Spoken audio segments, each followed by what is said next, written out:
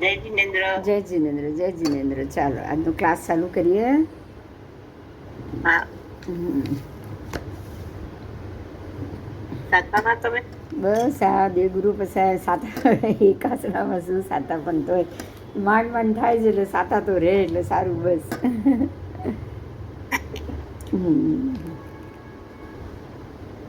चलो कल जो हमने देखा अपूर्व करण, तो अब धीरे धीरे हम ये सम्यक दर्शन के माध्यम से गुणस्थान के स्टेज पे जा रहे हैं. ये बात समझ में आई आपको? हाँ.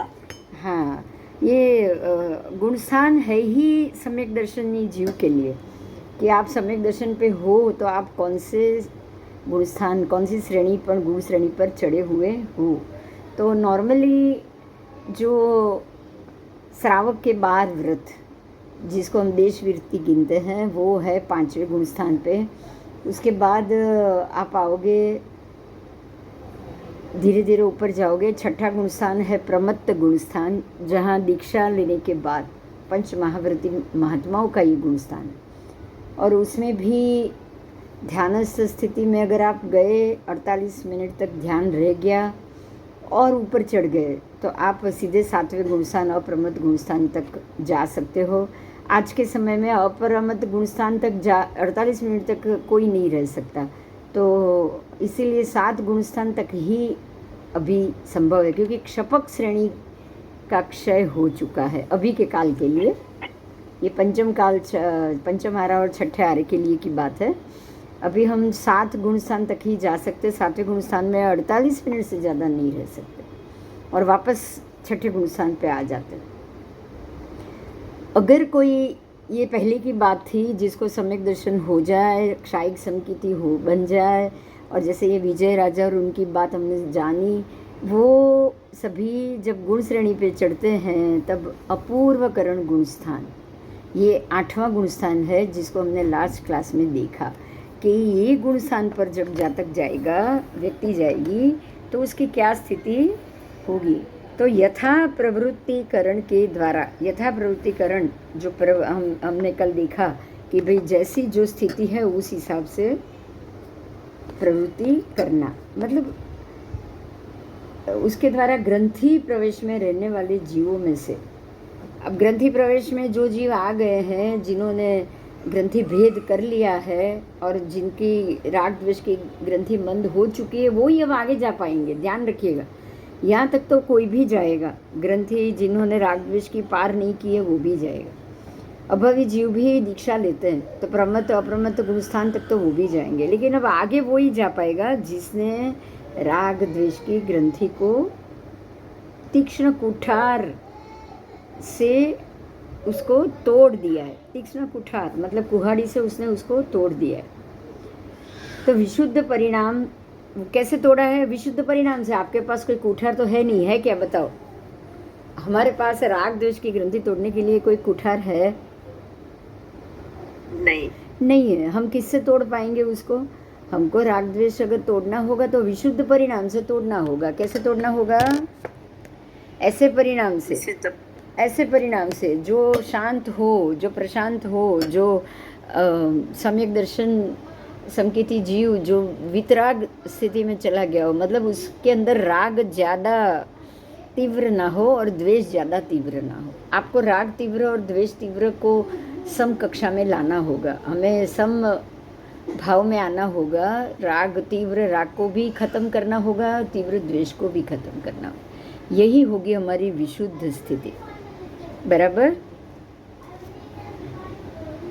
ऐसे विशुद्ध परिणाम लाने हैं, बार बार लाने हैं, हर एक संजोगों में लाने हैं. और ऐसे विशुद्ध परिणाम से जो राग द्वेष के तीव्र परिणाम है उसको हम खत्म करेंगे. परिणाम ही परिणाम को खत्म करेगा. राग द्वेष के तीव्र परिणाम भी एक परिणाम ही होता है, स्वभाव ही होता है. ऐसे स्वभाव को अगर ख़त्म करना है तो संभाव का स्वभाव लाना पड़ेगा. तो अब समझ में आया? सिर्फ स्वभाव ही बदलने से दुनिया बदल जाएगी. ये बात समझ में आई? हाँ. अगर हमें दुनिया बदलनी है, हमारी वास्तविक स्थितियाँ बदलनी है, तो हमें स्वभाव को ही बदलना पड़ेगा।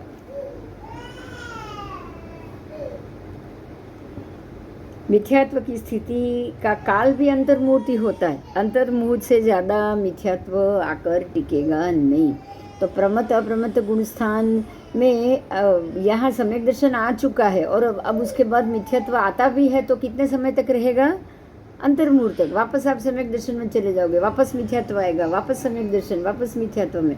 ये स्थिति में अभी आप हो। अब ये स्थिति को निकालना ही अपूर्वकरण कहा जाएगा। क्या कहा जाएगा? अपूर्वकरण, क्योंकि वो आपने आज तक किया नहीं है। मिथ्यात्व को पूर्ण रूप से बाहर निकाल देने का कार्य आपने आज तक किया ही नहीं है। आप पहली बार कर रहे हो, इसलिए अपूर्व, जो पूर्व में नहीं हुआ है, वो पहले आज तक आपने नहीं किया, ऐसा काम आप अब करोगे। तो जो ग्रंथि भेदन करते समय ग्रंथि भेदन करने वाले जीव के शुभ परिणाम इतना प्रबल होता है कि मिथ्यात्व की स्थिति को वो एकदम उल्लंघन करके तुरंत आगे पहुंच जाता है। अब देखो, आपके सामने दो परिणाम है, एक है मिथ्यात्व का परिणाम, दूसरा है विशुद्ध परिणाम। तो आप विशुद्ध परिणाम को इतना स्ट्रॉन्ग कर देते हो, विशुद्धि विशुद्धि विशुद्धि विशुद्धि, शांत शांत शांत। कभी कभी गुस्सा दबा के भी शांति दिखाते हो कि नहीं? हर एक व्यक्ति जो शांत होता है वो हकीकत में शांत है कि नहीं, कैसे पता चलेगा? क्योंकि जब उसको मौका आएगा गुस्सा का, तब मालूम पड़ेगा ना कि इसका गुस्सा अभी भी कितना अंदर फूटा हुआ है, भर के भरा हुआ है। तो ये कोशिश करते हैं, जीव उपशांत होने की कोशिश करता है। आप अपने आप को हर एक संजोगों में, हर एक स्थिति में शांत करने की कोशिश कर रहे हो। हकीकत ये है कि आपको ये कोशिश जरूर करनी है, लेकिन गुस्सा ढक के या दबा के नहीं करनी। समझ में आया? आप उसको दबा के करोगे या ढक के करोगे, लोगों के सामने कुछ दिखावा करने के लिए करोगे, तो अंदर पड़ा हुआ गुस्सा कभी ना कभी तो बाहर आएगा ही आएगा ना। ठीक है, तो आपने ये पहले अपूर्वकरण कर लिया, अब आप करोगे अनिवृत्तिकरण। अब इसके बाद अब अनिवृत्तिकरण करना है, और ये करने के बाद, अनिवृत्तिकरण करने के बाद, जो भी छिन्न करने योग्य, मतलब जिसको चूरा चूरा करने योग्य मिथ्यात्व के दल है, उसको छिन्न करके उसी समय अंतर्मुहूर्त की स्थिति वाला औपशमिक सम्यक दर्शन आप प्राप्त करते हो। अब सम्यक दर्शन प्राप्त हो रहा है अनिवृत्तिकरण गुण स्थान पे, जिसको आप औपशमिक बोलोगे। औपशमिक सम्यक दर्शन अभी प्राप्त हुआ है, ये हुआ है आपको अनिवृत्तिकरण करने पे। अब अनिवृत्ति का मतलब ये कि आपके अंदर जो भी मिथ्यात्व के दलिए पड़े हैं, कभी कभी आ जाता है 48 मिनट तक वो मिथ्यात्व टिकता है। कभी कभी गुस्सा आ जाना, कभी कभी विपरीत हो जाना, कभी कभी परमात्मा की बातों को दिमाग में ऐसा ही सोचना कि है कि नहीं सच, पता नहीं ये क्या कहना चाहते हैं। बराबर, ऐसी चीज़ जो बातें आती है ना, वो उन दलिए को आप चूरा चूरा चूरा चूरा करोगे। किसी भी चीज़ को पकड़ के भूखा करना है ना, इसे छिन्न करना मतलब उसको भूखा करना। तो आप वो उसको चूरा कर करके, उसके दलों को चूरा करके ख़त्म करके अंतर्मुहूर्त की, उसी समय अंतर्मुहूर्त की स्थिति वाला औपशमिक संकित मिलेगा। ये जो औपशमिक संकित मिलेगा वो सिर्फ अंतर्मुहूर्त की स्थिति वाला ही होगा। कितने समय का होगा? हाँ, इतना ही अभी सम्यक दर्शन आपको मिलेगा। तो ये जो 3 करण है, उसकी बात यहाँ कही है कि ग्रंथि भेद के नज़दीक प्रथम यथा प्रवृत्तिकरण, फिर दूसरा अपूर्वकरण और तीसरा अनिवृत्तिकरण। तीनों करण पता चल गया? हाँ। आज आप 3 करण सीखोगे। पहला करण है यथा प्रवृत्तिकरण, दूसरा है ग्रंथि भेदन करने वाला। अब ग्रंथि प्रदेश के नज़दीक पहुंचना ही एक करण है, यह है यथा प्रवृत्तिकरण। बराबर, आप ग्रंथि प्रदेश के नज़दीक पहुँचे, उसको ही यथा प्रवृत्तिकरण कहा है। फिर ग्रंथि भेदन कर रहे हो, उसको अपूर्वकरण कहा है। और तीसरा सम्यकत्व को प्राप्त कर लिया, उसको अनिवृत्तिकरण कहा गया। तीनों समझ में आ गया? हाँ। हाँ, इस प्रकार अनिवृत्ति, अब आपने सम्यक्त्व को प्राप्त कर लिया, तो जो अनिवृत्तिकरण हो गया उसके करने पे जीव को अंतःकरण के प्रथम समय ही सम्यक्त्व होता है। बराबर? इस अनिवृत्तिकरण करते करते ही उसको पहले समय में समकित हो गया। अब उस स्थान पे मिथ्यात्व की दो स्थिति है, या तो पहले स्थिति के अंदर मिथ्यात्व के दल अंतर मुहूर्त कालीन में नाश करता है पहली समय में। बराबर? उस प्रथम स्थिति में आप क्या करते हो, जो भी मिथ्यात्व पड़ा है उसको आप एक अंतर मुहूर्त 48 मिनट के अंदर उसका नाश करते हो। और दूसरी स्थिति ये होती है कि वो जो अंतर मुहूर्त 48 मिनट के समय काल है वो मिथ्यात्व पुद्गलों के बगैर बिना ही खाली कर देता है, मतलब वो पूरा खाली हो जाता है। उस समय की स्थिति ऐसी होती है कि इस स्थापन के नीचे प्रथम स्थिति में जीव मिथ्यात्व के पुद्गलों को नाश करने से मिथ्या दृष्टि ही है, और अंतरकरण में मिथ्यात्व पुद्गलों का अभाव होने से जीव उस अंतःकरण के इस प्रथम समय में उपशम समकित प्राप्त करता है। अब देखो यहाँ उपशम समकित समझाया, औपशमिक तो समझ में आ गया आपको। औपशमिक समकित जब भी आपने अनिवृत्तिकरण शुरू किया तो पहले ही समय में आपको 48 मिनट के लिए ही औपशमिक सम्यक्त्व आया। अब इस 48 मिनट में आप दो काम करोगे। पहला तो आप ये करोगे कि मिथ्यात्व के दलों को अंतर मुहूर्त काल में नाश करोगे, 48 मिनट के लिए उसको नाश करोगे। और दूसरा ये काम करोगे कि मिथ्यात्व अंतर मुहूर्त काल में जो भी आपने जो मिथ्यात्व के पुद्गलों के बिना आपने जो 48 मिनट निकाला, उसके नाश करने के बाद 48 मिनट निकालोगे। समझ में आया? पहले में आप मिथ्यात्व के पहले ही समय में 48 मिनट का समय आपके पास, एक सामयिक का समय आपके पास है। पहले समय में आप क्या कर रहे हो, मिथ्यात्व के पुद्गलों का नाश करते हो। अब और नाश करने के बाद 48 मिनट तक उसको वापस नहीं आने देते हो, ये भी दूसरी बात होगी ना। 48 मिनट में आपको बिना मिथ्यात्व के रहना है, तो पहले समय में आपने मिथ्यात्व का नाश तो कर लिया, दूसरा आपको 48 मिनट तक मिथ्यात्व वापस ना आए उसका भी ध्यान रखना है कि नहीं। वो 48 मिनट तक आप उसको वापस नहीं आने दोगे तो ही औपशमिक समकिति होगा। समझ में आया? आपने उसको दबा के रखा, आपने किया क्या? नहीं, मिथ्या तो नहीं आपने, हाँ देखो, सब फिर से कह रही हूँ, पहले समय में आपने मिथ्यात्व के पुद्गलों का नाश किया तो आपको औपशमिक सम्यक्त्व मिल गया। बराबर? अब ये 48 मिनट तक आप टिकाओगे। अब 48 मिनट तक आप उसको मिथ्यात्व के दलिये को किसी और को वापस अंदर घुसने नहीं दोगे आपके अपने मन की स्थिति में।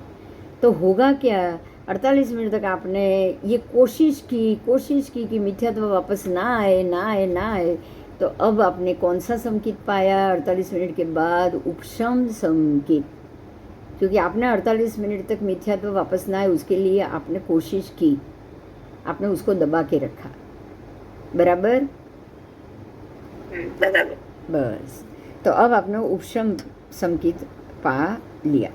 आओ, प्रथम स्थिति में जीव मिथ्यात्व के पुद्गलों को नाश करने से मिथ्या दृष्टि ही है।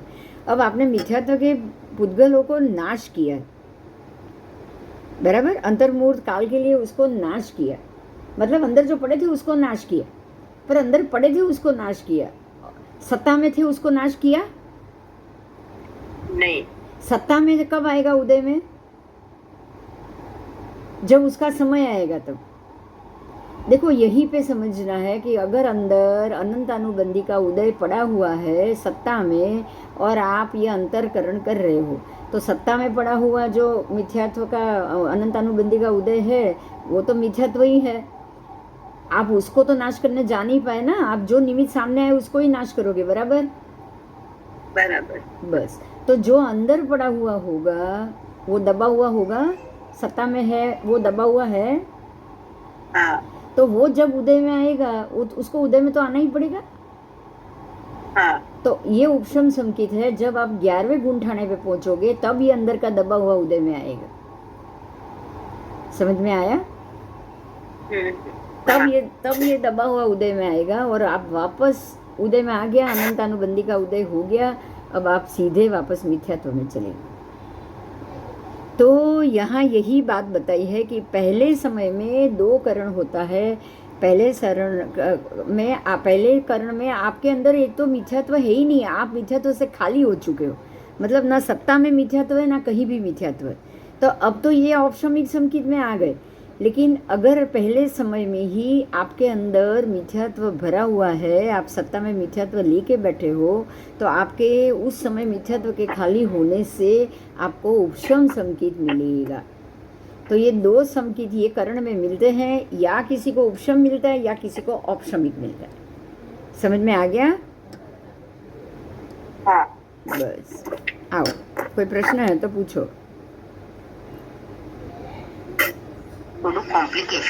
કોમ્પ્લિકેશન જો ફરીથી કહું સાંભળ, હું કહું ને કે હું મારા કબાટને સાફ કરવા બેઠી છું, સાંભળજો. હવે હું મારું કબાટ સાફ કરવા બેઠી છું, બરાબર.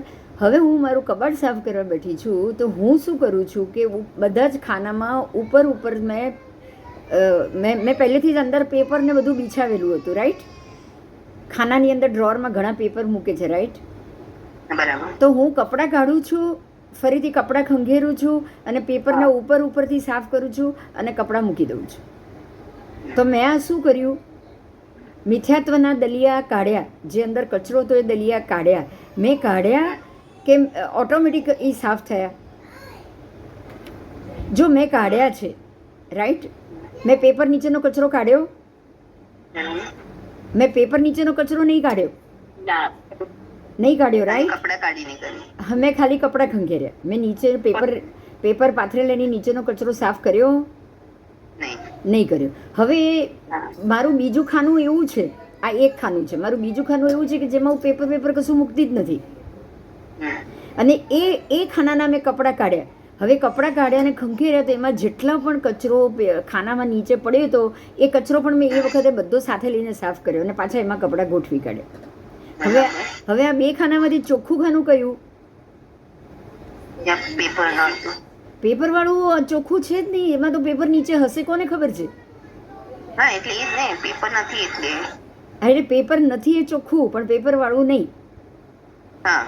હા, તો જે પેપર નથી એ ચોખ્ખું એ ઔપશમિક સમ્યક હતો, કારણ કે એમાં તો નીચે બી કચરો નથી, એમાં ક્યાંય કચરો નથી, રાઈટ. એ ખાનામાં કશે જ મિથ્યાત્વ નથી, ક્યાંય દબાયેલું બી નહીં, ક્યાંય ખૂણે બી નહીં, કશું જ નહીં.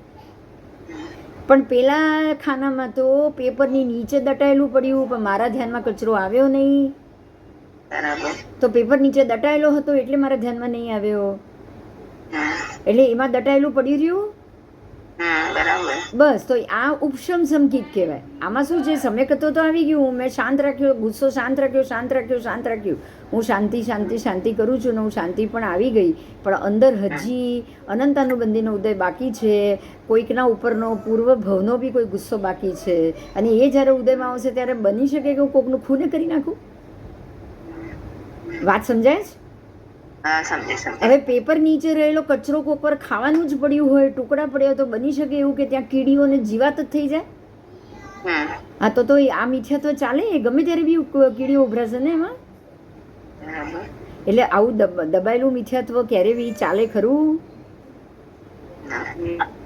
હવે સમજજે. બસ હવે હું જ્યારે ખાના સાફ કરવા બેસું, તો મારે બંનેને એક જ જેવા કરવા જોઈએ ને. મારે કાગળ વાગળ ઉપાડીને બધું ભીના કપડાથી પોતું મારીને આખું જ સાફ કરવું જોઈએ, રાઈટ. બસ, હવે જ્યારે આવું ભીના કપડાથી આખું જ સાફ કરીને મૂકી દીધું હોય તો હવે કશું અંદર દબાયેલું નથી. તો એ થયું ઔપશમિક સમ્યકત્વ. હવે થયું ક્લિયર? બસ આપણે 48 મિનિટનું જે પણ આપણું अनिवृत्तिकरण करिए छिए, हम लोग अगर जब करेंगे तब वो अनिवृत्तिकरण के वक्त अंदर दबा हुआ कोई भी अनंतानुबंधी या मिथ्यत्व का उदय अगर नहीं होगा तो आप औपशमिक का संकेत बांधोगे, और अगर अंदर बांधा हुआ पड़ा होगा तो आप उपशम संकेत बांधोगे. समझ में आया? बस. अब ये उपशम सम्यकत्व तो प्राप्त हो गया, अंदर उदय हो सके इतना सारा पड़ा हुआ है मिथ्यात्व. फिर उस उपशम सम्यकत्व रूप औषधि विशेष से शोधन करने के लिए छिलके युक्त कोदो धान्य स्वरूप मिथ्यात्व शेष रहा। मतलब आपने क्या किया, छिलका निकाल दिया, ऊपर ऊपर का छिलका निकाल दिया, लेकिन जो अंदर का धान का जो टुकड़ा था वो बचा रहा है अंदर। समझ में आया आपने किया क्या? ऊपर ऊपर से साफ कर लिया आपने खाना, लेकिन जो अंदर खांचे खांचे में जो भी कुछ चीज़ पड़ी थी, जैसे कोई एक दो काजू का भूखा रह गया हो, बादाम का भूखा, या एक बादाम ही पड़ी रही, तो एक बादाम पड़े रहने से भी अंदर कीड़े होने में देर नहीं लगेगी, बराबर?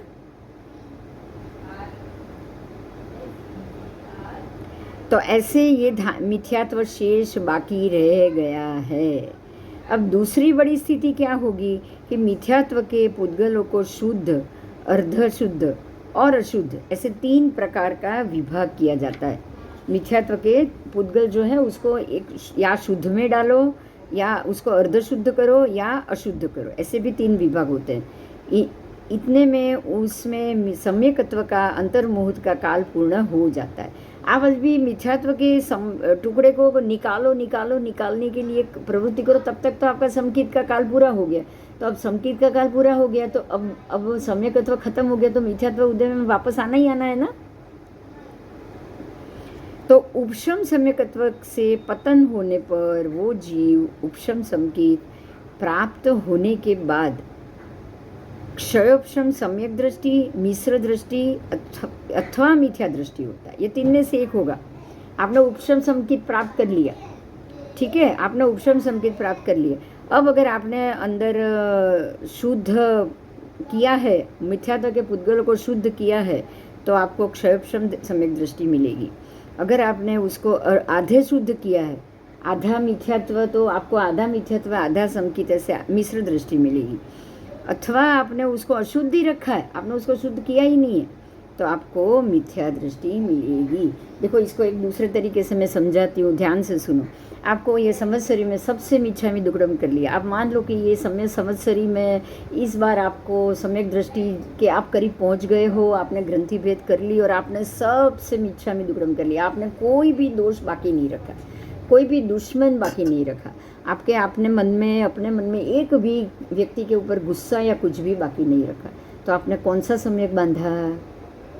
बोलो, आपने शुद्ध किया, मिथ्यात्व के पुद्गलों को बिल्कुल शुद्ध किया?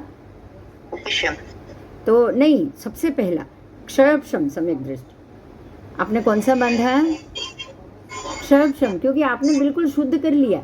औपशमिक कहा जाएगा, उपशम नहीं, या औपशमिक या क्षयोपशम, ठीक है। आपने वो सम्यक दर्शन बांधा। अब आपने इस बार ऐसा हुआ कि मैंने सबसे माफ़ी तो मांग ली, लेकिन ये व्यक्ति माफ़ी के लायक ही नहीं है, मैं क्यों उसके पास जाऊँ, मैं क्यों उससे बात भी करूँ, मुझे उससे बात भी नहीं करनी है, ना ही उसकी कोई बात सुननी है। मैंने मिच्छामि दुक्कडम कह दिया, बहुत हो गया, अब आगे जो होगा देखा जाएगा, लेकिन कुछ भी हो जाए मैं इसके पास तो मैं जाऊँगी नहीं, मैं बात ही नहीं करूँगी। तो आपने आधा काम किया, आपने आधा किया, आधे लोगों से माफ़ी मांगी, आधा बाकी रखा है, तो ये मिश्र होगा ना, मिश्र दृष्टि होगी ना, आधी समकित आधी मिथ्यात्व, क्योंकि आपने मन में अभी भी गुस्सा तो खड़ा ही रखा है। तो आपने लेकिन फिर भी आधा तो किया है, तो आप ये मिश्र दृष्टि में आओगे। अब आई मिथ्या दृष्टि। मिथ्या दृष्टि में ये होता है कि आप चाहे मिच्छामि दुक्कडम कह लो, सब कुछ कह लो, लेकिन आप ये सोचो कि मुझे पता है कि ये मैंने माफ़ी मांग ली, बस हो गया, बाकी मैं अपने अंदर से किसी के लिए कोई गुस्सा नहीं निकालने वाली। लोग समझते क्या है अपने आप, मौका मेरी बारी आने दे, जब भी मेरी बारी आएगी मैं उसकी धूल निकाल दूंगी। आप ऐसा सोचोगे? समझ में आ रही है मेरी बात? खाली ऊपर से कह दिया मिच्छामि दुक्कडम, बाकी मन से आप किसी को भी माफ ना करो, ठीक है। मौके का इंतज़ार करो, समय मिले वो व्यक्ति को खरी खोटी सुनाओ, उस पर गुस्सा करो। तो ये आपने अपने सभी पुद्गल के दलीय को कैसा रखा, अशुद्ध रखा कि नहीं?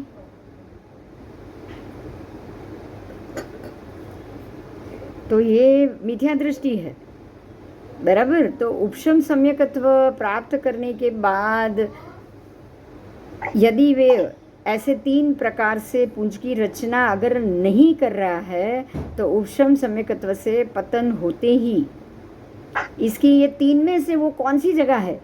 मान लो कि जो उपशम सम की थी, उपशम उसने बांध दिया, बांधने के बाद जब उदय में आएगा तब उसके ये 3 विभाग होंगे कि भाई जब उसके उदय में आया फिर से वो मिथ्या दृष्टि का काम, तब अब वो क्या अंदर से शुद्ध था, आधा शुद्ध किया था या पूरा का पूरा अशुद्ध था। उस प्रकार से या तो क्षामिक सम्यक दृष्टि मिलेगी या मिश्र दृष्टि मिलेगी या मिथ्या दृष्टि मिलेगी। उपशम सम्यकत्व से पतन होने के बाद फिर से कह रही हूँ, समझा रही हूँ, सुनो। आप 11वें गुंठाने पहुंच गए हो, अब 11वें से गिरोगे तो चौथे पे आओगे या दूसरे पे आओगे या पहले पे आओगे? अब समझ में आई मेरी बात? हाँ। अगर चौथे पे आए या 5वें पे आए तो आप कैसे हो? आप वीरति वाले तो हो, तो क्षायब समीक सम्यक दृष्टि आएगी, बराबर? क्योंकि आपने शुद्ध तो किया है ना, मन को शुद्ध कर लिया है। देखो एक बात मैं बताती हूँ फिर से, मैंने जो दबा के रखा है सत्ता में पड़ा था वो उदय में आया, बाकी मन से तो मैंने सबको माफ कर दिया था, तो मैं कौन सी दृष्टि में आऊंगी? हाँ, सम्यक दृष्टि में आऊंगी, क्योंकि मन से तो मैंने उस वक्त पूरा साफ कर लिया था, आधा साफ नहीं पूरा साफ कर लिया था।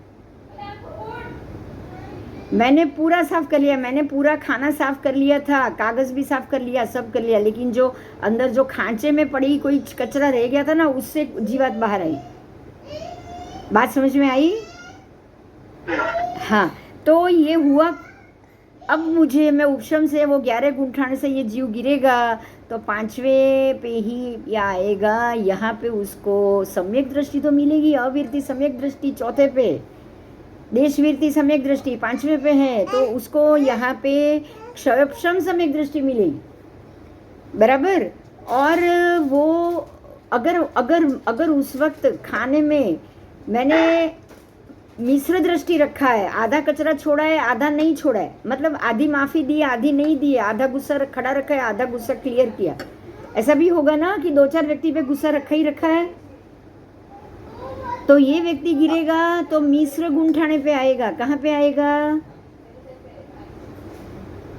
दूसरा सास्वादन, और वहां से वो मिश्र में चला जाएगा। मिश्र में तो ज्यादा टाइम रह नहीं पाएगा, तो ये मिश्र, यहाँ मिश्र दृष्टि है। अब अगर कोई ये है कि भाई ये खाली क्रिया की है, बाकी मन से उसने किसी को माफ नहीं किया है, उसने कुछ नहीं किया है, ऊपर से खाली कपड़ा उठाया घड़ी करके रख दिया, कोई खाना वाना साफ नहीं किया, कोई मिथ्यात्व, कोई क्रोध वोध खाली नहीं किया, वो पहले गुंठान मिथ्या दृष्टि पे जाएगा, उसको वापस मिथ्या दृष्टि उदय में आ जाएगी। तो उपशम से भी 3 विभाग होंगे। आपने उपशम देखा, उपशम तो बांध लिया, उपशम वाला हमेशा मिथ्या में ही जाएगा ऐसा नहीं, ठीक है? ठीक है, उपशम वाला सम्यक दृष्टि भी हो सकता है, क्षार श्रमिक सम्यक दृष्टि तो वो हो ही सकता है, ठीक है ना? एक बात बताऊं कि कई बार ऐसा हुआ होगा, पिछले 1-2 बार ये अपूर्वकरण निवृत्तिकरण किया होगा हमने, और हम लोग खुद भी उपशम से गिर के आप ये दूसरे तीसरे चौथे या पहले में गए होंगे, पॉसिबल है, क्योंकि वापस मिथ्यात्व के बाद तो उसको वापस ग्रंथि भेद करना ही पड़ेगा, गए होगा तो बोलो, ऐसा नहीं हुआ होगा? हाँ, यथा प्रवृत्तिकरण तो अपने आप ही होता है कि नहीं? पुद्गल परावत काल में घूमते घूमते यथा प्रवृत्तिकरण तक जीव अपने आप पहुंच जाता है, उसको कोई मेहनत नहीं करनी पड़ती। वहां पहुंचने के बाद राग द्वेष की मंदता भी उसकी वो शुरू कर देगा। अब पर मंद नहीं कर पाया तो ये 3 में से एक जगह आएगा ना, आएगा कि नहीं? आएगा। ठीक है, तो दृष्टि हमेशा ये 3 ही होती है, या तो सम्यक दृष्टि या मिश्र दृष्टि या मिथ्या दृष्टि। अब अगर आप सम्यक दृष्टि हो तो उसमें आपके लिए बहुत सारे स्टेज है वे उपशम सम्यक दृष्टि, औपशमिक सम्यक दृष्टि, क्षयोपशमिक सम्यक दृष्टि, ये 3 उसमें आएगा। अब 3 में से उपशम में आए तो उपशम में से भी अर्ध शुद्ध, पूर्ण शुद्ध और पूर्ण मिथ्यात्व, पूर्ण अशुद्ध, ऐसे 3 विभाग आएंगे उसमें। तो जब ये 3 विभाग आएंगे उसमें भी जो पूरा शुद्ध है वो है क्षयोपशमिक सम्यक दृष्टि में जाएगा। उसमें से जो आधा शुद्ध है वो मिथ्या दृष्टि में, क्योंकि आधा शुद्ध आधा अशुद्ध है, और जो कंप्लीट अशुद्धि है वो मिथ्या दृष्टि में जाएगा। तो इस प्रकार से हम अपने कर्मों के कारण ये डिवीजन में जाएंगे। आओ अभी मैं आगे जाती हूँ। उपशम समकिति निश्चय से 3 पुंज करता है।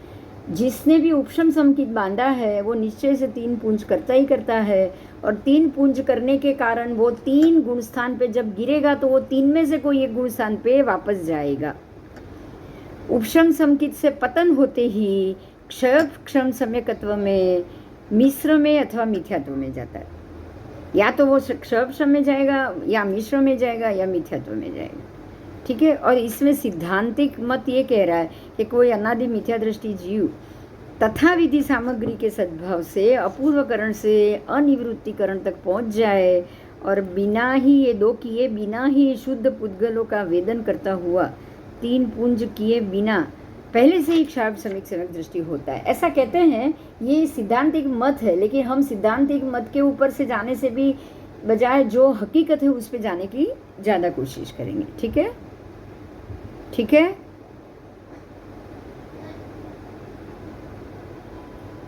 आप 3 पुंज की रचना ना करो, पर आप 3 स्टेज में तो जा ही सकते हो ना। हाँ हाँ, आप जा ही सकते हो।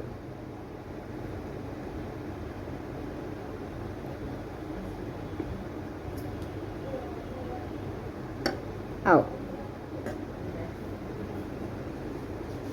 जिसको मिथ्यात्व पुंज का क्षीण नहीं हुआ है, जो अब अंदर पड़े हुए मिथ्यात्व को पुंज नाम दिया है, अंदर पड़े हुए मिथ्यात्व का अगर क्षीण बाकी है, नहीं हुआ है, ऐसा सम्यक दृष्टि नियम से ये 3 पुंज की ही सत्ता वाला होता है। ठीक है। उसको मिथ्यात्व पुंज का अंदर से अभी भी उदय बाकी होगा ना, तो वो निश्चय से ये 3 में ही आएगा, वो और कहीं नहीं जाएगा। तो शुद्ध किया हुआ अगर आपका सम्यकत्व होगा, सम्यकत्व के पुद्गल, शुद्ध किया हुआ 2 धान्य रूप जो सम्यकत्व के पुद्गल है। अब समकित के अगर आपने शुद्ध कर लिया तो अब पुद्गल किसका हो गया? समकित का। और अशुद्ध था तब पुद्गल किसका था?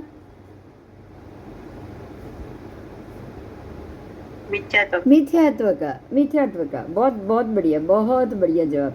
अब अगर आपने अशुद्ध किया हुआ पुद्गल अपने अंदर रखा है तो वो आप मिथ्यात्व में हो, और अगर आपने शुद्ध किए हुए पुद्गल रखे तो आप सम्यक दृष्टि में। अब जो सम्यकत्व के जो पुद्गल हैं वो कुधर्म के संसर्ग से और कुशास्त्र श्रवण आदि मिथ्यात्व के द्वारा मिश्रित हो जाने से तत्काल मिथ्यात्व रूप बन जाते हैं, और उपशम सम्यकत्व से गिरा हुआ जीव फिर समकित प्राप्त करता है, तब भी वह अपूर्वकरण से 3 पुंज करके अनिवृत्तिकरण द्वारा सम्यकत्व पुंज प्राप्त करता है। उस समय ही उसे सम्यकत्व जानना। अगर मान लो कि किसी जीव ने उपशम समकित किया हो, वो वहाँ से नीचे गिरा हो, गिरने के बाद सास्वादन दूसरे गुण स्थान पे आया, अब यहाँ से उसको तय हुआ कि भाई उसको कहाँ जाना है, तो वो मान लो कि वो मिश्र में चला गया, तीसरे गुण ठाणे में गया, तीसरे से वो चौथे में जाएगा 48 मिनट के अंदर अंदर। अब वो चौथे में जाने के बाद अविरति सम्यक दृष्टि में जाने के बाद अगर वो फिर से सम्यक विरति में आ जाए और सम्यक दर्शन प्राप्त कर लेता है, तो अब वो सम्यक दृष्टि फिर से बन जाएगा।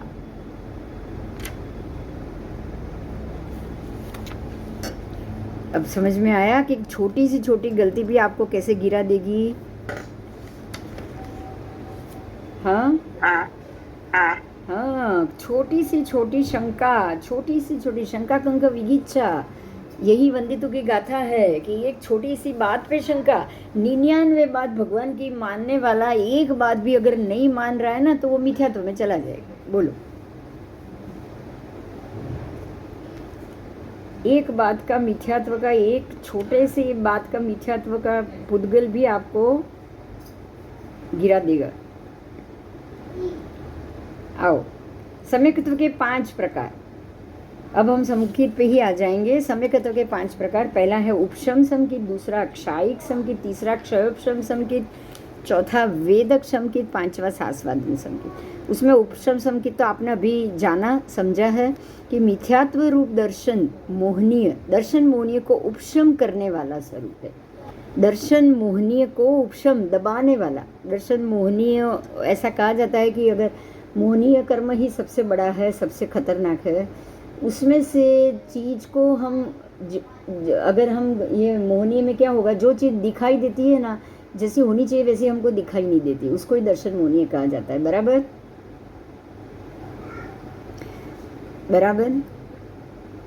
हाँ, कि भाई जो चीज़ जैसी दिखनी चाहिए, जैसी होनी चाहिए। रिपीट। हाँ, एग्जाम्पल अगर देखेंगे तो भगवान ने हमने मोक्ष का मार्ग बताया है, पर जो उन्होंने दिखाया है वैसा हम नहीं देखेंगे तो क्या लगेगा? दर्शन मोहनीय। दर्शन मोहनीय के कारण ही हमको भगवान ने कई बात हमारे गले पे सीधी उतरती नहीं है। मिथ्यात्व में भी दर्शन मोहनीय एक भाग है। मिथ्यात्व मोहनीय, दर्शन मोहनीय, चारित्र मोहनीय, 3 प्रकार के मोहनीय है। पर परमात्मा की बात जो दिखाई, उन्होंने दिखाई है, वो बोला तो है पर पता नहीं, हमको दिखाई नहीं दे रहा है, हमको नहीं मालूम कि भाई होगा कि नहीं होगा। ये शंका हुई कि नहीं? हाँ, तो ये शंका भी तो उपशम संकित है। आपने उपशम किया ना, आपने सम्यक दर्शन ला दिया। नहीं, भगवान जो कह रहे वो बात सच, लेकिन भगवान की एक बात मेरे दिमाग में नहीं बैठती, तो क्या हुआ? उपशम संकित आया। एक बात के लिए दबा हुआ मिथ्यात्व आया कि नहीं? हाँ। आया। एक बात के लिए भी आपके पास दबा हुआ मिथ्यात्व आ गया। तो मिथ्यात्व रूप दर्शन मोहनीय को उपशम करने का स्वरूप जो है, उसको ही उपशम संकित कहा है। ग्रंथि भेदन करने वाले अनादि मिथ्या दृष्टि को अथवा उपशम श्रेणी को आरंभ करने वाले को ही ये होता है। जो अनादि मिथ्या दृष्टि है, जो ग्रंथि भेद करने आया है, उसको ये होता है। समझ में आया? जो पहली बार ग्रंथि भेद करेगा उसको उपशम ही मिलेगा, क्योंकि पहली बार आप ग्रंथि भेद करोगे तो पहली बार तो बिल्कुल शुद्ध होके तो आपको मिलने वाला ही नहीं है। जैसे हम फर्स्ट ट्राई में पास हो गए तो पास हो जाएंगे, क्या डिस्टिंक्शन आएगा? 100% आएगा? एक अभ्यास में नहीं आएगा, लेकिन 10 बार अभ्यास करके दोगे तो आप ज़्यादा मार्क लाओगे कि नहीं? बस बिल्कुल ऐसा है। आपने पहली बार ग्रंथि भेदन किया तो उपशम ही आएगा, ठीक है? और उसके बाद आप बार बार ये मिथ्यात्व को निकाल के जैसे समय प्राप्त करते जाओगे, ऐसे ऐसे आपको अलग अलग संकित, जैसे क्षयोपशम, औपशमिक, सब मिलता जाएगा। तो अनादि मिथ्या दृष्टि को उपशम श्रेणी से आरंभ करने वाले को उपशम संकित होता है। अब क्षायिक संकित की बात की है, तो जो अनंतानुबंधी कषाय है और संकित मोहनीय, मिश्र मोहनीय, मिथ्यात्व मोहनीय, तीनों, एक नहीं, तीनों के तीनों मोहनीय। अब अगर आप मोहनीय को ख़त्म करने जा रहे हो, आपने सिर्फ एक ही मोहनीय ख़त्म किया, मिथ्या खाली दर्शन मोहनीय, तो आपको उपशम संकित मिला। लेकिन आपने तीनों मोहनीय को ख़त्म कर लिया। तीनों मोहनीय कौन से? मिथ्यात्व मोहनीय, संकित मोहनीय, मैं अभी बोली, तीनों मोहनीय आएंगे, मिश्र मोहनीय, संकित मोहनीय और मिथ्यात्व मोहनीय। मतलब जो शुद्ध पुद्गल, अर्धशुद्ध और विशुद्ध, आपने सब खत्म करके, आपने मिथ्यात्व के सारे पुद्गल को खत्म करके ना आधा शुद्ध रखा, ना अशुद्ध रखा, ना कुछ रखा, टोटल खत्म कर लिया, तो कौन सा संकित आएगा? क्षायिक संकित। क्षायिक आएगा। देखो, अभी एक ही इसी चीज को अलग ढंग से देखोगे ना, तो आप एक चावल छान रहे हो, पहली बार छानोगे तो आपको अंदर कोई ना कोई देख दो कीड़ा और वो चला जाएगा, आपको पता नहीं चलेगा। आप दूसरी बार छानो, तीसरी बार छानो तो बिल्कुल साफ हो जाएगा। हाँ। बस यही हो रहा है हमारे सम्यक दर्शन में भी, यही हो रहा है। मैंने विश्वास किया भगवान ही है, यही मेरा धर्म है और यही मुझे मोक्ष चाहिए और इसी मार्ग से चाहिए, लेकिन उसमें कहीं ना कहीं शंका अंदर बैठी हुई पड़ी, तो मुझे उपशम संकित मिलेगा। बराबर? अब मैं दूसरी बार वापस यही कोशिश करूं, जैसे आज दूसरी बार पुद्गल वोसरा है, पहले पुद्गल वोसरा था तब आधी अधूरी समझ थी, दूसरी बार वोसरा हो गया और अच्छे समझ से वोसरा हो गया, और अच्छे समझ से कहीं कोने कचरे में से जो भी मिथ्यात्व के पुद्गल हो गए उसको निकाल के करोगे तो और शुद्ध होगा। हाँ हाँ। और ऐसा हो कि तीसरी चौथी बार जब आप ये क्षायिक समय के, तो अब श्रेणी मैं कृष्ण राजा की बात करूंगी। कृष्ण राजा ने क्षायिक समकित बांधा, श्रेणिक राजा ने क्षायिक समकित बांधा, तो अभी क्षायिक बांधा, इससे पहले कभी ना कभी औपशमिक और उपशम तो बांधा ही होगा। हाँ, जैसे परमात्मा महावीर ने भी बांधा था पहले भव में, फिर आकर चला गया, वो तो औपशमिक ही होता है ना, क्षायिक तो आके जाएगा नहीं। अब समझ में आया क्षायिक आके क्यों नहीं जाता है, क्योंकि क्षायिक सम्यकत्व में आप तीनों दर्शन मोनीय, मिथ्यात्व मोनीय और चारित्र मोनीय तीनों का क्षय कर लेते हो।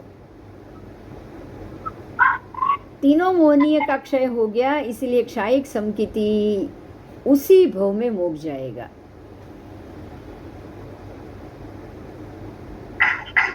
बराबर। हाँ, और क्षायिक सम्यकत्व जैसे इन्होंने बांध दिया, श्रेणिक राजा ने क्षायिक सम्यकत्व बांधा, कृष्ण राजा ने क्षायिक सम्यकत्व बांधा, लेकिन अंदर मोनीय पड़ा है, मिथ्यात्व मोनीय पड़ा है, अंदर मिथ्यात्व मोनीय पड़ा है, दोनों को नरक में जाना है, तो अभी क्षायिक सम्यकत्व कहाँ चला गया, सत्ता में चला गया। बोलो, अब समझ में आ रहा है उदाहरण से? सत्तामा मतलब अंदर पेपर के नीचे कोने में चला गया, अभी बैठा है, अभी तेरा नंबर नहीं आया है, अभी वो कर्म का उदय नहीं आया है। उदय में आता है ना, निमित्त में आता है कि नहीं कर्म। आप मैं अभी दाल भिगोऊंगी तो क्या अभी खिचड़ी रेडी? अभी तो मैंने शुरुआत की, रेडी कब होगी? 2 घंटे बाद ना, 1 घंटे बाद ना। ऐसे कोई भी कर्म, अभी मैं आज पुद्गल वोसरा है, आज अपने कर्म बंधा, वो उदय में कब आएगा? आज का आज उदय में नहीं आने वाला। हाँ, आज का आज उदय में नहीं आने वाला, उसका जब समय आएगा तब वो उदय में आएगा। तो इन लोगों ने दोनों ने क्षायिक सम्यकत्व बांध दिया, लेकिन अनंतानु का उदय बाकी है। जब तक वो अनंतानुबंधी का उदय खत्म नहीं होगा, क्षायिक सम्यकत्व सत्ता में ही पड़ा रहेगा। ठीक है? हाँ, आओ। तो अनंतानुबंधी कषाय, चारों प्रकार के अनंतानु कषाय और समकित मोनीय, मिश्र मोनीय, मिथ्यात्व मोनीय, सबके चारों के समस्त पूंज को नाश करने वाला क्षायिक समकित है। कृष्ण राजा ने सब नाश कर लिया, मिथ्यात्व का कर लिया, अनंतानुबंधी कषाय का भी कर लिया, सबका नाश कर लिया उन्होंने, सब अपने अंदर से निकाल के पूरा सम्यक दर्शन शुद्ध कर लिया। तो क्षायिक समकित बांध तो दिया, लेकिन बांधने के बाद तुरंत निकल गया वापस। क्यों? क्योंकि अभी भी उनको नरक गति में जाना है, अभी भी उनको नरक गति में जाना है। तो अभी क्षायिक सम्यकत्व सत्ता में चला गया, श्रेणिक राजा को नरक गति में जाना बाकी था, सम्यकत्व बांध लिया। मतलब ये हुआ कि अगर आप नरक गति भी बांध लेते हो तो वो जीव उसी भव में क्षायिक समकित भी बांध सकता है। बोलो, छोटी बात है ये? नहीं, ये छोटी बात नहीं है। आपने नरक गति बांधी हुई है, वो तो पिछले कर्मों के कारण बांधी हुई है। अभी कोई आपको अभी आप बिल्कुल शुद्ध मति में आ गए हो। श्रेणिक राजा ने जब शिकार किया था हरणी का, तब वो उनकी मति भ्रष्ट थी, तब वो मिथ्या दृष्टि थे, तब वो खुश हुए हरणी और हरणी के बच्चे, गर्भवती हरणी को मार के वो खुश हुए। लेकिन जब ये सब समझ में आया, सम्यक दर्शन आया, तो वो भी ऐसा पूरा आया कि कोई क्रोध नहीं, कुछ नहीं, अनंतानु एक भी कषाय नहीं, सब उन्होंने दिल से अंदर से टोटल सबसे माफी मांग ली थी। परमात्मा प्रति इतनी ज़्यादा श्रद्धा थी कि उनको सम्यक दर्शन हो गया, वो भी क्षायिक समकिति बन गए। बन तो गए क्षायिक समकिति, मतलब जब पाप किए वो भी उत्कृष्ट, लेकिन पुण्य बांधा वो भी उत्कृष्ट बांध दिया। तो उत्कृष्ट पाप का भी फल है नरक, और उत्कृष्ट पुण्य का भी फल है क्षायिक समकीति। तो अब दो में से टिकेगा कौन?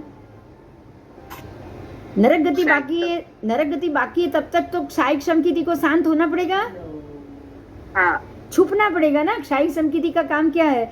इसी भव में मोक्ष। नरक का तो काम है नहीं है। नहीं, तो क्षायिक समकीति सत्ता में पड़ा है।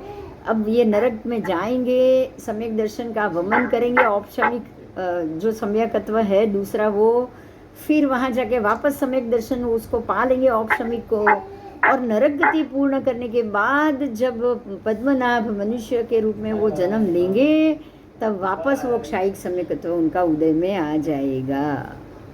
समझ में आया? हाँ, हाँ, आओ चलो।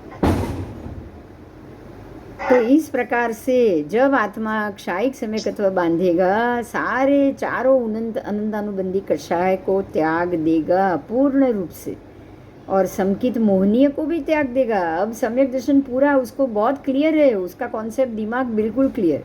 मिश्र मोहनीय भी उसने छोड़ दिया, और मिथ्यात्व मोहनीय को भी पूरा का पूरा खत्म कर लिया, समस्त नाश कर लिया। ठीक है, और क्षपक श्रेणी को स्वीकार करने वाला वो रेडी हो गया। आओ अब दूसरा है, तीसरा है क्षय उपशम समकी। क्षय उपशम यहाँ दोनों है। उदय में आए हुए मिथ्यात्व मोहनीय पुंज के पुद्गलों को बिखेर दिया। उसने जो उदय में मिथ्यात्व आया था, उसको दिमाग में आया कि नहीं मैं उसको माफ़ नहीं करूँगा। मतलब ये कैसे आता है समझो आप, लाइव दिमाग में आया है, बहुत गुस्सा दिलाया, बेकार आदमी है, ये बिल्कुल बेकार है, मैं उसको बिल्कुल माफ़ नहीं करूँगी। तो मतलब उदय में मिथ्यात्व चल रहा है, बराबर? बराबर। अब उस वक्त आप ये सोचो कि अरे मुझे मोक्ष जाना है, मैं क्यों यहाँ एक भी बाकी रखूँ, मैं एक हिसाब भी क्यों बाकी रखूँ? भगवान मुझे सद्बुद्धि दे, उसको भी सद्बुद्धि दे, और मुझे कोई झगड़ा बाकी नहीं रखना है। आपने वो उदय में आए हुए मिथ्यात्व के पुद्गलों को बिखेर दिया ना? हाँ, तो अब मिथ्यात्व मोहनीय का उपशम भाव हुआ, आपने उसको बिखेर दिया, आपने उसको दिमाग में आने ही नहीं दिया। ये भी तो होगा, बिखेरने का मतलब क्या हुआ कि नहीं मुझे शुद्ध ही सोचना है, मुझे अशुद्ध सोचना ही नहीं, मुझे शुद्ध ही सोचना है, मुझे अशुद्ध सोचना ही नहीं। तो आप वो सोच को साइड बाय करोगे, उसको क्या कहेंगे? मिथ्यात्व मोहनीय का उपशम भाव। इसको क्या नाम मिलेगा? मिथ्यात्व मोहनीय को आपने उपशम कर दिया। ऐसा भाव जो मिथ्यात्व मोहनीय का है उसको आपने दबा दिया। समझ में आ गया ना कैसे दबाया? हाँ, सम्यकत्व मोहनीय पुंज के पुद्गलों का विपाकोदय होते हैं। अब सम्यकत्व मोहनीय पुंज के पुद्गलों का विपाकोदय होता है। विपाकोदय मतलब उसका फल मिलना शुरू। अब आपने जो सम्यकत्व मोहनीय किया है उसका विपाकोदय, उसका फल मिलना शुरू हो गया। तो जो सम्यकत्व मोहनीय का फल आपको मिल रहा है, प्रदेशोदय से तो मिश्र मोहनीय पुंज अथवा मिथ्यात्व मोहनीय पुंज के पुद्गल भी होते हैं। प्रदेशोदय से मतलब कि आपके मन में किसी के प्रति गुस्सा, किसी के प्रति राग, किसी के प्रति क्रोध, ये द्वेष, किसी को माफ़ी नहीं करना, ये सब तो होता ही रहता है। होता रहता है कि नहीं? बार बार ये सारी चीज़ हमारे दिमाग में आती है कि नहीं? किसी व्यक्ति को देखा है ज़्यादा गुस्सा है तो ज़्यादा क्रोध आएगा, आप वहाँ से मुंह बिगाड़ के चले जाओगे, ये होगा कि नहीं होगा? ये प्रदेशोदय है। ये क्या है? ये प्रदेशोदय। उससे तो मिश्र मोहनीय पुंज और मिथ्यात्व मोहनीय पुंज के पुद्गल तो होते ही है। अब इसमें मिश्र मोहनीय क्या आया? तो आपने गुस्सा नहीं किया और आप वहाँ से मुंह बिगाड़ के दूसरा रास्ता पकड़ के चले गए। और खास करके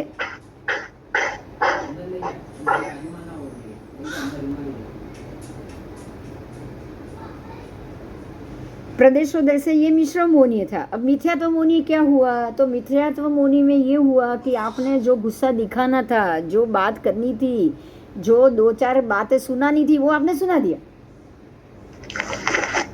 आपने ऐसा कर लिया, मतलब आपने तीव्र राग तीव्र द्वेष बता दिया। बता दिया। हाँ तो बताने से तो मिथ्यात्व खड़ा ही है ना, हाँ खड़ा ही है। खड़ा ही है। तो मिथ्यात्व मोहनी तो है ही चालू अभी।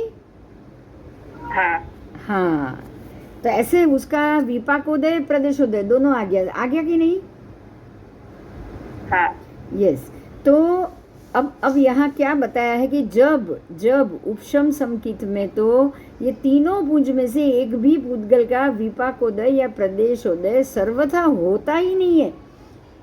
मतलब कि अब यहाँ ध्यान दो, कोई व्यक्ति सामने आया और आपने गुस्सा निकाला, कोई व्यक्ति सामने आया और आप चुप रहे, ये दोनों चीज वो सामने आया तब हुआ। अगर वो सामने ही नहीं आया है तो उस वक्त वो 48 मिनट में ऐसा कुछ भी होगा नहीं होगा। तो अब तो उपशम समकित अंदर ही पड़ा रहेगा ना, ये जो होना था वो सारा अंदर पड़ा रहा कि नहीं पड़ा रहा?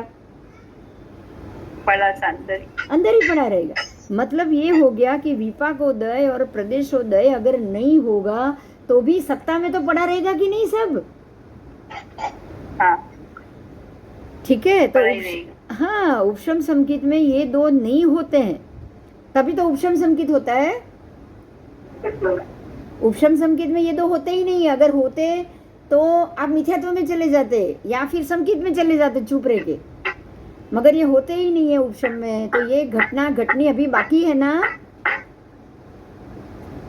ये घटना घटनी बाकी है। इसीलिए उपशम समकित से आप ये इतने मिथ्यात्व के पुंज आपके साफ नहीं हुए तो उसके लिए भी आपको वापस गिर के वापस सम्यक दर्शन को फिर से प्राप्त करना बाकी होगा। मतलब ये हो गया, छोटा सा भी अंदर कण पड़ा रहेगा मिथ्यात्व का तो वो चलने वाला नहीं है। ध्यान में आई ये बात? थोड़ा सा भी राग, थोड़ा सा भी द्वेष, थोड़ा सा भी क्रोध मान माया लोभ अगर अंदर पड़ा रहा ना हमारी आत्मा के अंदर, तो ये कहीं से भी चलने वाला नहीं है। आओ अब इसके बाद है वेदक संकेत। वेदक संकेत का मतलब है जब क्षपक श्रेणी स्वीकार करने वाले को अनंतानुबंधी कषाय, मिथ्यात्व, मिश्र ये दोनों पुंज को क्षय करने के बाद सम्यकत्व पुंज का क्षपण करते संकित पुंज में से अंतिम एक पुद्गल वेदन करते समय ये एक ही समय में वेदक संकित रहता है। तो ये वेदक संकित तो क्षपक श्रेणी स्वीकारने के बाद है।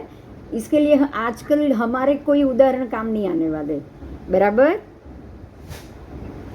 बराबर हाँ, क्योंकि वेदक संकित तो क्षपक श्रेणी आ जाए, क्षपक श्रेणी आपने स्वीकार कर लिया, अनंतानुबंधी कषाय, मिथ्यात्व मोनी और मिश्र मोनी ये दोनों को क्षय करने के बाद संकित पुंज का जब आप क्षपण कर रहे हो तब आपको वेदक संकित होता है, क्योंकि आप संकित का वेदन कर रहे हो। बराबर आप सम्यक दर्शन का वेदन कर रहे हो और मिथ्यात्व और मिश्र दोनों को तो आपने खत्म कर लिया है। अब शुद्ध की तरफ ही हो तो शुद्ध की वेदन चालू है, तो वेदक संकित आपके जो हम जो क्षायिक संकित है उससे पहले का स्टेज आएगा। बराबर ना? हम ऐसा कह सकते हैं उदाहरण में कि कृष्ण राजा जब 18,000 साधु को वंदना कर रहे थे तब वो वेदक संकीति थे, और 18,000 साधु को वंदना कर लेने के बाद जब उनको क्षायिक संकीत मिला तो वेदक संकीत पूरा हो गया और क्षायिक संकीत मिल गया। समझ में आया? हाँ। वो जो क्रिया चलती होती है ना क्षायिक संकीति होने से पहले की क्रिया, वो है वेदक संकीत। अब उसके बाद है सास्वादन संकित। तो उपशम संकित से आप जब गिरोगे उपसम संकिति को, जब मिथ्यात्व का उदय आए आप गिरोगे तो सास्वादन गुण स्थान पे आप आए दूसरे पे। अब यहाँ 48 मिनट के लिए मिथ्यात्व है और सम्यकत्व भी है, दोनों है। तो सास्वादन संकित पे जीव सिर्फ 48 मिनट तक ही रहता है। समझ में आया? हमारे लिए काम के ऊपर के ही संकित है, वेदक संकित, फिर क्षायिक संकित, क्षयोपशम संकित, औपशमिक संकित, हम हमारे लिए यही काम के हैं, है ना? मेहनत तो इसी में करनी है, बराबर बराबर। बराबर। आओ चलो, सम्यक अथवा काल, उपशम संकेत का काल अंतर मुहूर्त का ही होता है, क्योंकि अंतर मुहूर्त के अंदर ही आपने सम्यकत्व को उपशम किया है या क्षायोपशमिक किया है वो पता चल जाता है, बराबर। सास्वादन सम्यकत्व का काल 1 समय से लेके 6 आवलिका तक है। सास्वादन में आप सिर्फ इतना ही रहते हो, 48 मिनट तक भी नहीं रहते हो, पर 1 समय से लेके 6 समय तक आपको दोनों सम्यकत्व का सास्वादन रहेगा। मिथ्यात्वी होने के बाद भी 1 समय से लेके 6 समय, बहुत कम समय तब तक आपके अंदर सास्वादन में सम्यक दृष्टि रहती है। वेदक का काल 1 समय क्षायिक का काल और 1 भव के आश्रित 33 सागरोपम है। देखो वेदक संकित में क्या होता है, अब ध्यान दो, ये बहुत ही महत्व की बात। आप क्षायिक संकिति वेदक संकिति कर रहे हो, आप सम्यकत्व का वेदन कर रहे हो और आपका आयु कम पड़ा, सिर्फ 7 लव आयु कम पड़ा और आपको ये क्षायिक संकिति होने से पहले का समय मिल गया, मतलब आपको अभी भी आयुष्य कम हो गया, खत्म हो गया, तो अब आप कहाँ जाओगे? 33 सागरोपम देवलोक में कहाँ जाओगे?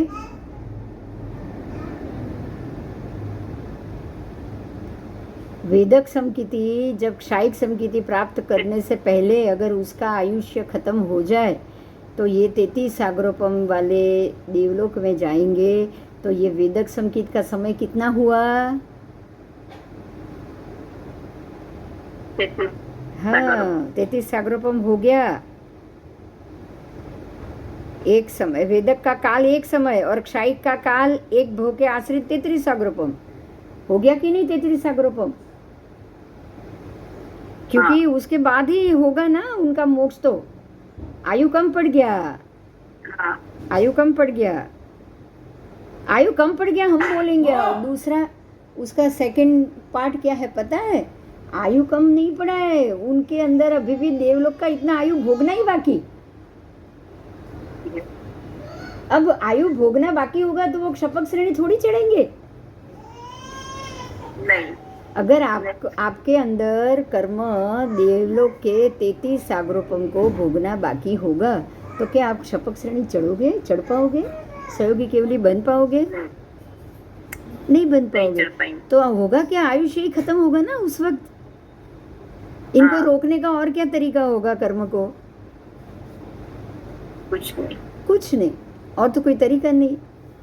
तो आयुष्य खत्म कर देंगे और ये क्षपक श्रेणी के अभी भी पुद्गल बाकी रह गए, पुद्गल बाकी रखने हैं इसलिए आयुष्य खत्म हुआ है, बराबर कि नहीं?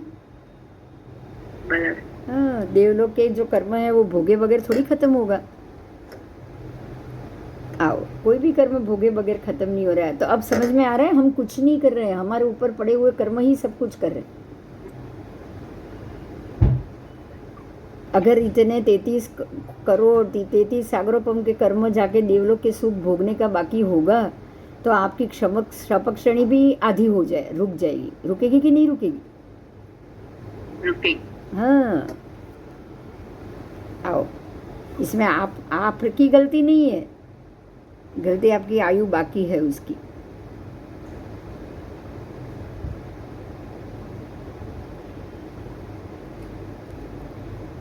और क्षयोपशम का काल। चल, तो सम्यक दर्शन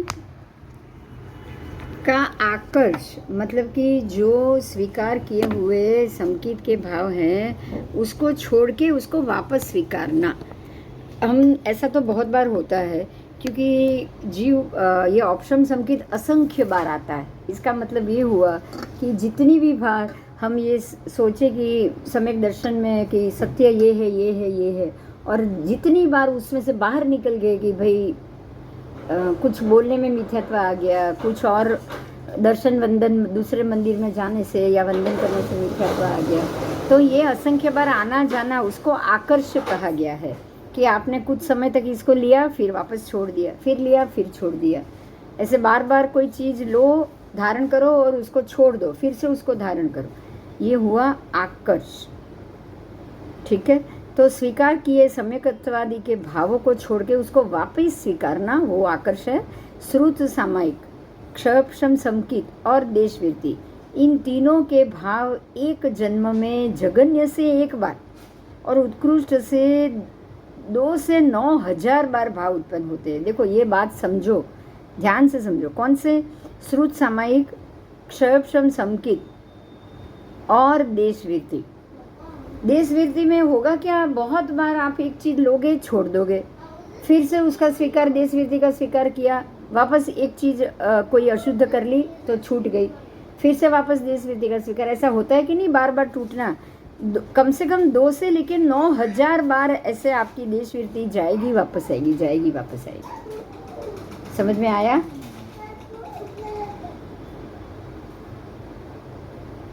तो इतनी बार भाव उत्पन्न होते हैं। सर्ववृत्ति एक जन्म में, ये सारी एक जन्म की बात की है। अनंत जन्म में कितनी बार हुई होगी, सोचो,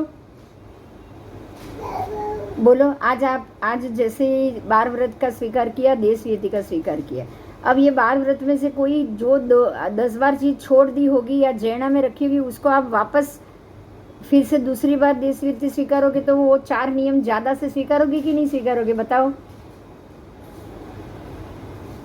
स्वीकारेंगे। हाँ, तो बार बार लेना छूटना, तो एक जन्म में कम से कम 9,000 बार ऐसा इसमें बदलाव आता रहेगा। सर्ववृत्ति एक जन्म में जगन्य से एक बार, उत्कृष्ट से 200 से लेके 900 बार। सर्ववृत्ति का मौका, सर्ववृत्ति की समझ, सर्ववृत्ति का आपको धारण करना, मतलब आप समझ सकते हो कि सर्ववृत्ति धारण करने वाले भी, उनमें भी बदलाव आता है कम से कम 900 बार एक जन्म में। आता है कि नहीं? नहीं आता है, आता है, कम से कम आता है। हमारे में 9,000 आएगा, इनमें 900 आएगा, पर आएगा। देशवृत्ति में 900 बार आए, 9,000 आएगा, जब सर्ववृत्ति में 900 बार आएगा। संपूर्ण संसार चक्र में श्रुत सामायिक आदि तीनों भाव असंख्यात 1000 बार आते हैं। अब संपूर्ण संसार चक्र की बात की, अनंत भव की बात की, उसमें श्रुत सामायिक आदि तीनों के तीनों ऊपर के भाव, श्रुत सामायिक, क्षयक्षम, संकित, देशवृत्ति, सम्यक दृष्टि, ये सारी सम्यक दृष्टि, ये सब असंख्यात बार आता है, असंख्यात बार। तो ऐसे सर्ववृत्ति, और सर्ववृत्ति 2 से 9,000 बार आता है। सर्ववृत्ति भी पूरे संसार चक्र में 2, जगन्य से 2 बार, उत्कृष्ट से 9,000 बार आता है। अब समझ में आया कि अब तक हम कितनी बार ये सारी चीज ले छोड़ चुके हैं।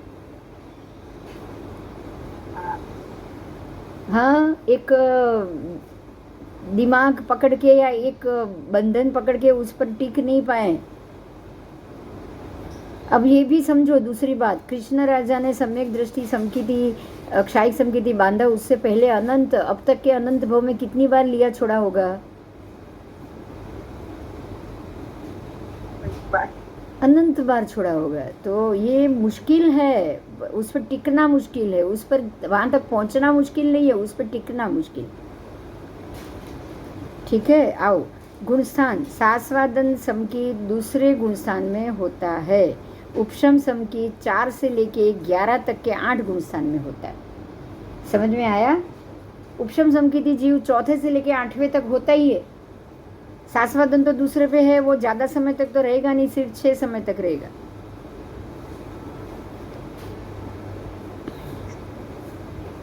क्षायिक समकीत 4 से 14 तक 11 गुण स्थान में होता है। क्षायिक समकीति 4 के बाद से लेकर 14 तक होता है, और वेदक और क्षयक्षम समकीति 4 से 7 तक के 4 गुण स्थान में होता है। अच्छा, वेदक को और क्षयक्षम समयकत्व को 4 से 7 तक ही का है, उससे आगे नहीं का है। ठीक है, तो वेदक और क्षयक्षम तो जो आप ये अपूर्वकरण और ये सब कर रहे हो, तो क्षयक्षम सम्यकत्व भी आने से पहले क्या जो स्थिति होती है, आप वेदन कर रहे हो, तो आप वो उस समय वेदन समकिति हो, तो ये 4 से लेके 7 गुण स्थान तक होता है। और ये 4 से लेके 7 गुण स्थान तो आप अभी भी जा सकते हो। देखो एक बात बहुत ध्यान से सुनो, ये सम्यक दृष्टि आपको ये काल में भी मिल सकती, समझे? हाँ,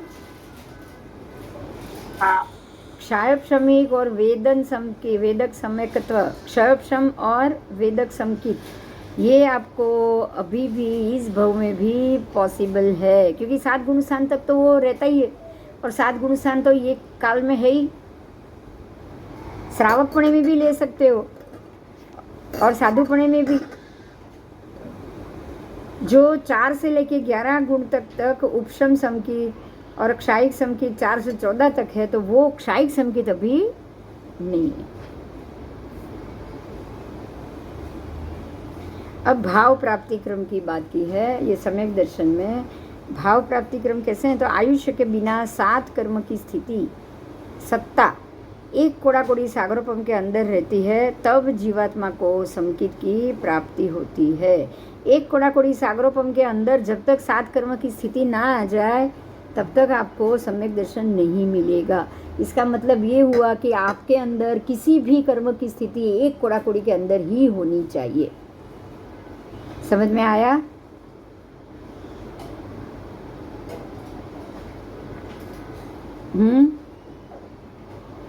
मिथ्यात्व होने की उत्कृष्ट स्थिति 70 कोड़ाकोड़ी है कि नहीं? तो मिथ्यात्व मोनी अगर बांधा हुआ होगा 70 कोड़ाकोड़ी तक का, फिर तो आप सम्यक दर्शन में जा ही नहीं पाओगे। तो ये 70 कोड़ाकोड़ी में से जब आप कितनी भी बार ग्रंथि भेद के पास जाओ, आपका ग्रंथि भेद हो ही नहीं पाएगा। लेकिन जब एक कोड़ाकोड़ी बाकी होगा तब तो हो पाएगा ना? हाँ, बस क्लियर हो गया। चलो ठीक है। तो एक कोड़ाकोड़ी मिथ्यात्व मोहनीय का भी एक बाकी, भगवान को भी ऐसा ही हुआ था। एक कोड़ाकोड़ी बाकी था मरीचि के भव में, और मिथ्यात्व की स्थिति बांध ली उन्होंने तब मिथ्यात्व की स्थिति एक कोड़ाकोड़ी की बांधी कि नहीं? जो तीसरे मरीचि के भव में जो उन्होंने अहंकार किया, तो उससे उन्होंने मिथ्यात्व मोहनीय कर्म बांध दिया एक कोड़ाकोड़ी की उत्कृष्ट स्थिति का। तो अब एक कोड़ाकोड़ी तक तो उनको मोक्ष हो जाना ही नहीं था, क्योंकि मिथ्यात्व एक कोड़ाकोड़ी तक तो रहने ही वाला था। हाँ, तो इसकी स्थिति एक कोड़ाकोड़ी की होती है। एक कोड़ाकोड़ी की अगर कोई आपका कर्म एक कोड़ाकोड़ी तक का आके रह गया तो आपको ये सम्यक दर्शन हो सकता है।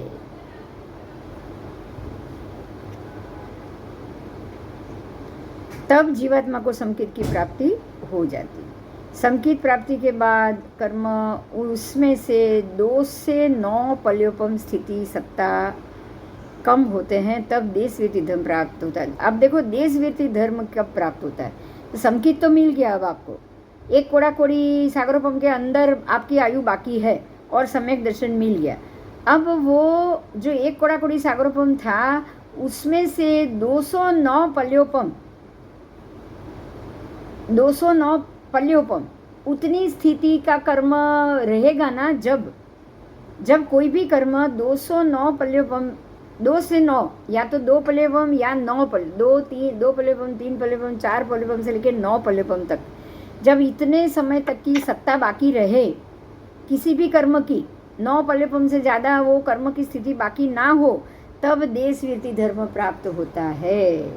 मतलब ये हुआ कि अगर आज आप देशव्यति धर्म का पालन कर रहे हो और कर सकते हो, तो समझ लो कि अब आपका उत्कृष्ट से 9 पल्योपम से ज़्यादा आयु संसार में बाकी नहीं। अच्छी बात है ना ये तो? हाँ। अब या तो 2 पल्योपम से लेके 9 या 2 पल्योपम तक संसार बाकी रहेगा, नहीं तो 9 पल्योपम तक का संसार ही आपका बाकी रहेगा।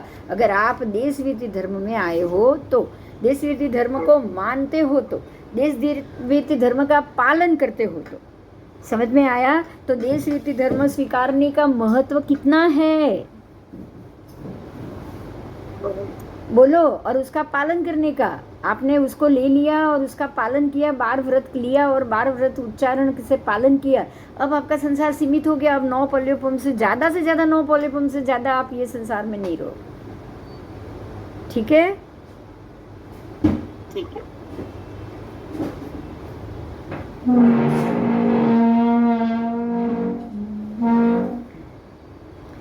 तब देशवृत्ति प्राप्त होता है। उसमें से भी अब कई सागरोपम स्थिति सत्ता कम होती है, तब सर्ववृत्ति चारित्र प्राप्त होता है। पल्योपम से आप ये अब कई सागरोपम स्थिति सत्ता कम होती है, तब सर्ववृत्ति प्राप्त हो। उस स्थिति में भी कई सागरोपम स्थिति कम होती है, तब उपशम श्रेणी प्राप्त होती है। और इस तरह सर्व भाव की प्राप्ति होती है। देव और मनुष्य भव करते आत्मा सम्यकत्व से पतित नहीं होता है। देखो यहाँ आप सर्व भाव जैसे प्राप्त हो जाए, वैसे देव और मनुष्य भव अगर आप करते रहो, देव और मनुष्य भव, तो आत्मा समकित से पतित नहीं होता। लेकिन अगर तिर्यंच में चले गए या नरक में चले गए तो समकित से पतित हो सकते हो। वो एक भव में या 7-8 भव के अंदर मोक्ष प्राप्त कर लेता है। समझ में आया? 7-8 भव में मोक्ष हो जाएगा उनका। देव और मनुष्य का ही भव करते रहेंगे, बस अगर उनकी ये 2 से 9 पल्योपम की स्थिति आ गई ना तो। बराबर? एग्जाम्पल दे रही हूँ मैं, एक सुनो। पद्मावती माता अभी देवलोक में है ना, एकावतारी। अब अगले ही भव में मोक्ष है। अब है भी 8वें या 12वें देवलोक में, तो वहां तो स्थिति भी ज्यादा होगी, 33 सागरोपम या ऐसी स्थिति होगी। हाँ, तो ऐसी इतनी सागरोपम की स्थिति आ गई ना, उनकी लिमिट आ गई कि नहीं?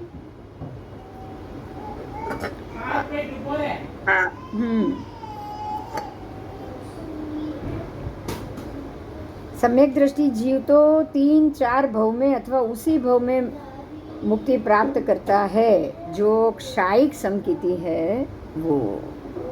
ठीक है, 3-4 भव में भी, क्योंकि क्षायिक समकिति अगर सत्ता में चला गया, आपका अभी अनंतानु का दूसरा उदय बाकी है, तो क्षायिक सत्ता में चला जाएगा। पर अगर वो सत्ता में गया ना, तो भी 3-4 भव से ज्यादा नहीं है। कृष्ण राजा 3-4 भव से ज्यादा नहीं करेंगे। बराबर?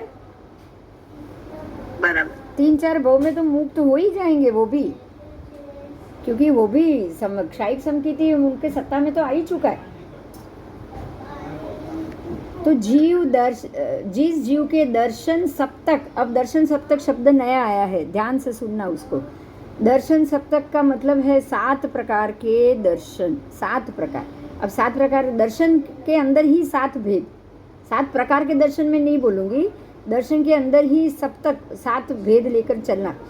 पहला है समकित मोहनीय, दूसरा है मिश्र मोहनीय, तीसरा है मिथ्यात्व मोहनीय। इसको दर्शन सप्तक कहा गया है। क्या कहा गया है?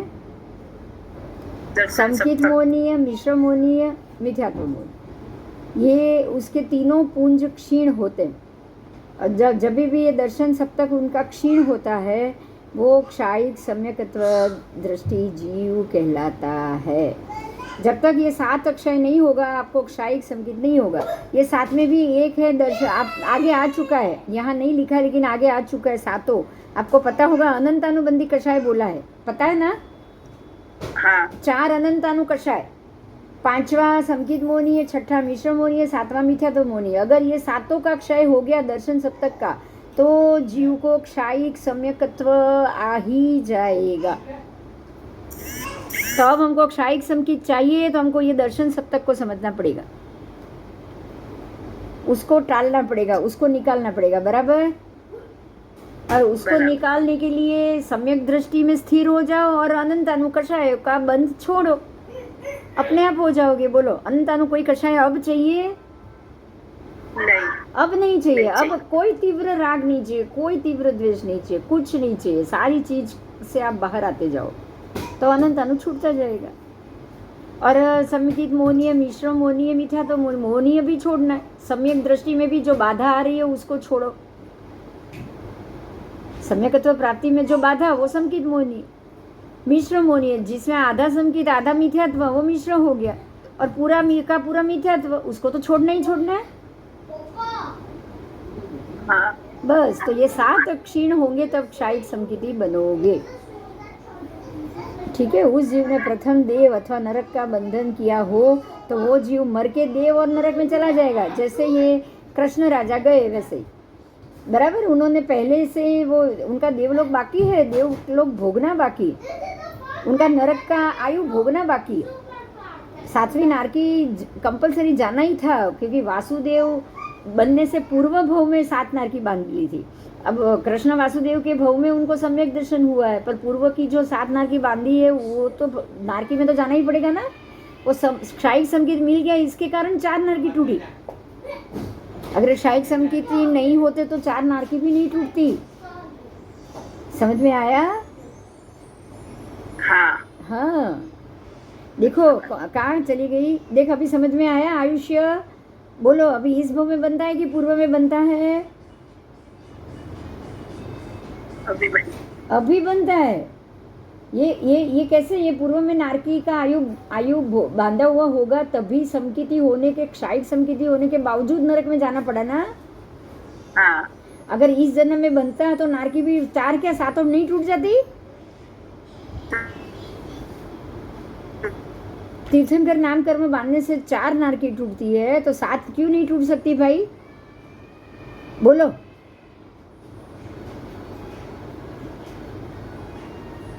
और कृष्ण सैनिक राजा तो पहली नरक में है, तो जब 4 नरकी टूटती है तो सैनिक राजा को तो नरक में जाना ही नहीं चाहिए। जाना चाहिए, जाना चाहिए। हाँ, बात ये है, अगर इसी भव में, ये भव में हम आयुष्य बांधते होते ना, तो सैनिक राजा ने जब हरणी का शिकार किया तो इस भव में नरक गति बांधी, पहली ही नारकी बांधी। तो जैसे ही उन्होंने क्षायिक समकित प्राप्त किया, तीर्थंकर नाम कर्म बांधा, तो वो 4 नारकी तो उनकी उस समय टूटनी ही पड़ती। टूटी क्या?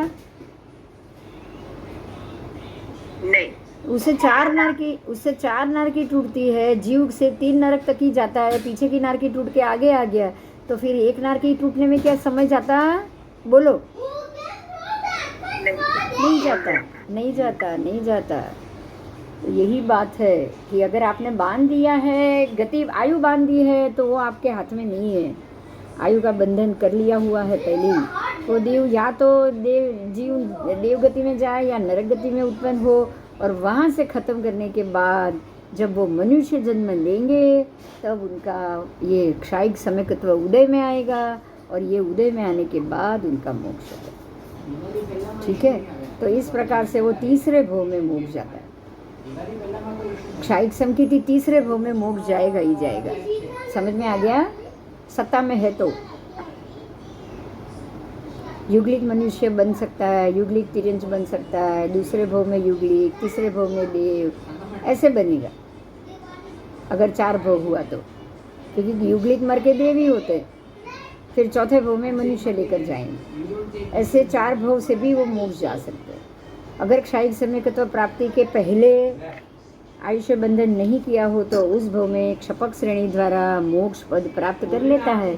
अब जिनको क्षपक श्रेणी चरम भवी पहले से ही पता होता, ये जीव चरम भवी है, क्योंकि उनके ऊपर आयुष्य का आगे के पूर्व के जन्म का ही। अब जिनको देखो, ध्यान दो, क्षायिक समकिति बांध दी, 1 भव के बाद मोक्ष आया, 1 देव का बाकी है, उसके बाद सीधा मोक्ष है। तो देव भव में आयु नहीं बंधी है, तभी मोक्ष है ना। हाँ। ये भी क्लियर हुआ? नहीं तो देव गति में आयु, हर एक भव में आयु तो बनती कि नहीं बनती? आयुष्य कर्म बनता कि नहीं? अगर इसी भव में हम बांधते हैं तो बनता है। आओ,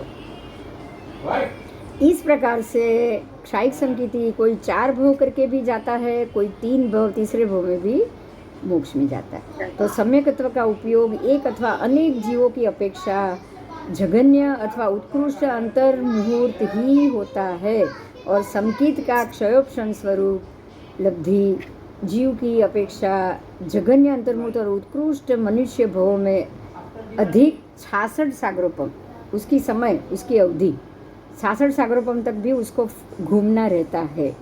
उसके बाद समयकत्व से पतन ना हो तो वो जीव मुक्ति ही प्राप्त करता है, और अगर गिर गया तो वापस मिथ्यात्व में जाएगा। ठीक है? तो अनेक जीवों की अपेक्षा से तो समयकत्व सदा काल होता है। समझ में आया? हाँ, समझ में आ गया। चलो, अच्छी बात है। चलो अभी आज बंद करें क्लास, नेक्स्ट क्लास में आगे जाएंगे। हाँ। हाँ, ये जरा दो तीन चार बार सुनना, अभी भी सम्यक दर्शन चालू ही है, अभी भी सम्यक दर्शन चालू ही है। 2-3-4 बार सुनोगे तो आपको ये बात पूरी बैठ जाएगी दिमाग में, હા है ना? હા हाँ जी, हाँ जी, हाँ ચલો, જય જિનેન્દ્ર. કાલે નથી ને બે હા, દિવસ કાલે નથી, 2 દિવસ તો નથી. શનિવારે હું લખીશ, લઉં છું કે નહીં. ઓકે ઓકે પણ 99% શનિવારે પણ નહીં લઉં, સીધું સોમવારે જ લઈશ હવે.